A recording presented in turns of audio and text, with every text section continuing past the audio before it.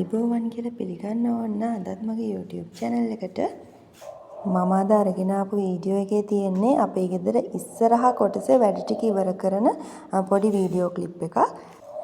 ඒ කෑල්ල ස්ලැබ් එක දාලා තමයි තියෙන්නේ. අපි දැන් පදිංචිලා ඉන්නේ ස්ලැබ් එක දාපු නැති වහල කෑල්ලක් ගහපු කෑල්ලකනේ.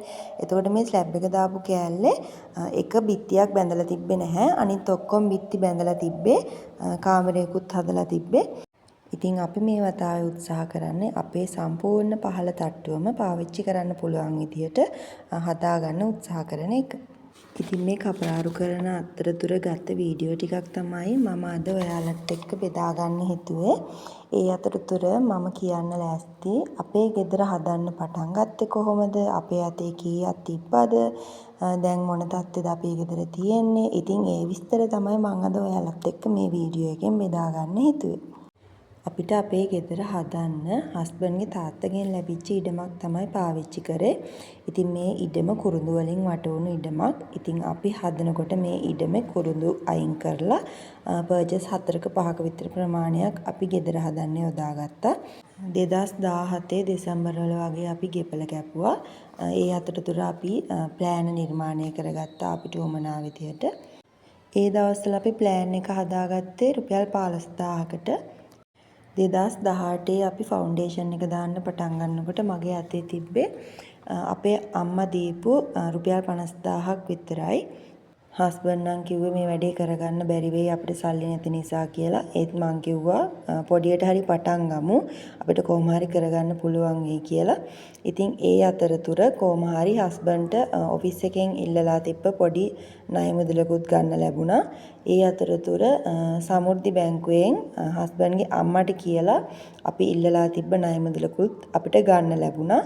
කොහොම හරි අපිට මේ මුල් ගල තියන් තිබ්බේ 2018 පස්වෙනි මාසේ 24 වෙනිදා. ඒ වෙනකොට අපේ අතට ලක්ෂ 2ක් විතර වගේ මුදලක් එකතු වෙලා තිබ්බා. ඉතින් අපි මුලින්ම ගිහිල්ලා අපේ ගෙදර හදන්න ආරක්ෂාවක් කරගත්තා. පොරෝගම වෙද මහත්තයා කියන්නේ අන්න එතෙන්ට ගිහිල්ලා තමයි අපි ආරක්ෂාව කරගත්තේ.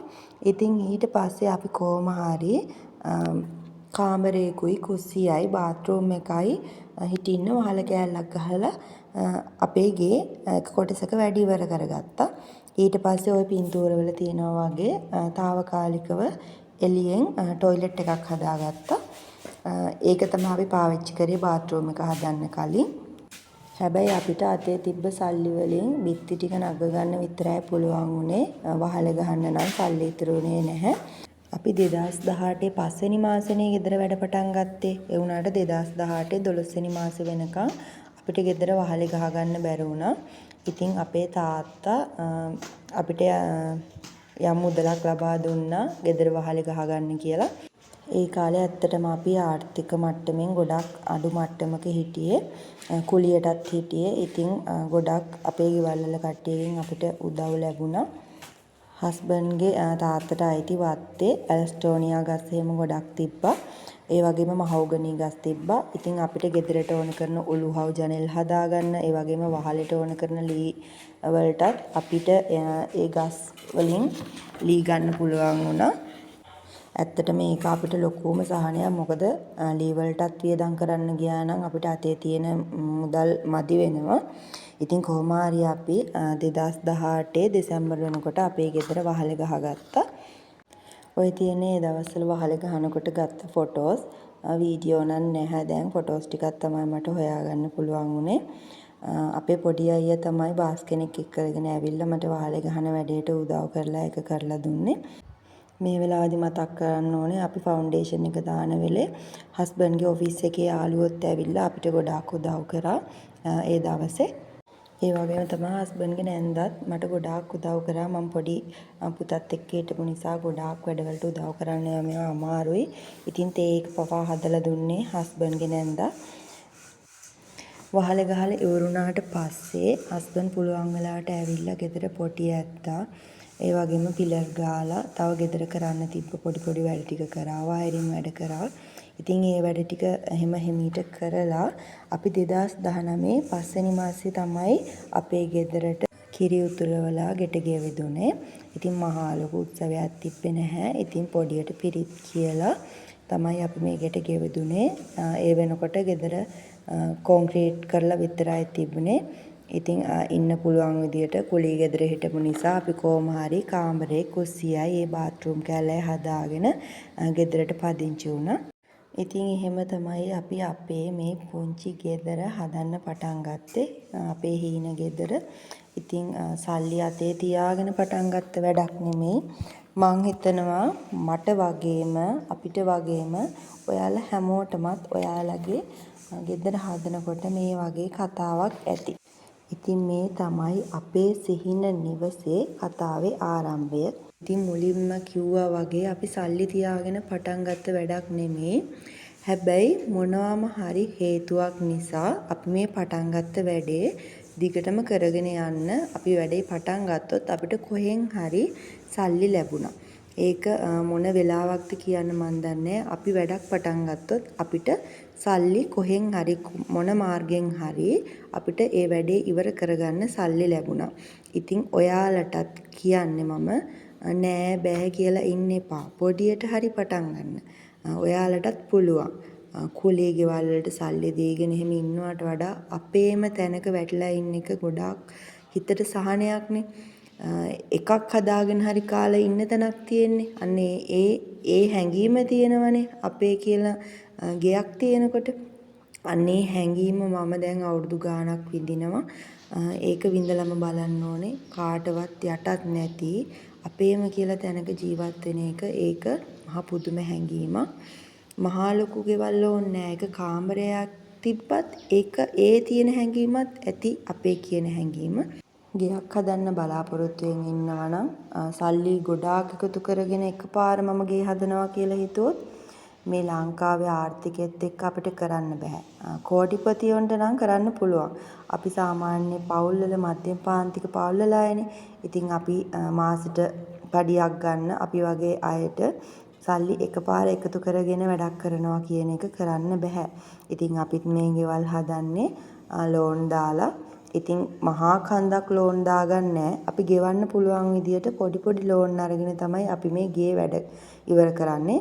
ඒ කියන්නේ එකපාර ලක්ෂ 4ක් 5ක් තමයි උපරිම අපි ගන්නෙ. ඒ ගත්ත ගාන ගෙවල ඉවරුණාට පස්සේ තමයි අපි තව ගාණක් අරගෙන අපේ ගෙදර ඉතුරු වැඩ ටික කරන්නේ.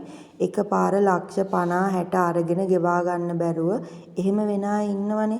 අපිට එහෙම ලෝන් එකක් ගන්න පුළුවන්කම තිබ්බත් අපි එහෙම ගන්නෙ නැතුව සනස බැංකුවෙන් හීනවන ශේෂය පොලියට තමයි අපි අපේ ණය ගන්නෙ.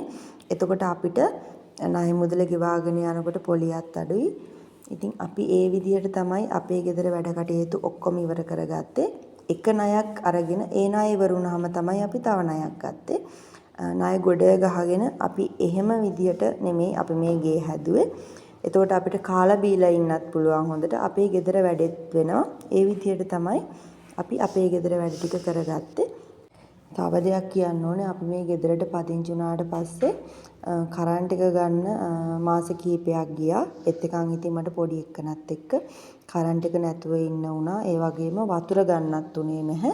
මේ පැත්තේ ලිස්ට් එකේ ඉන්න ඕනේ වතුර ගන්න. ඉතින් වතුරත් එහෙම මෙහෙන් අරගෙන තමයි පාවිච්චි කරේ.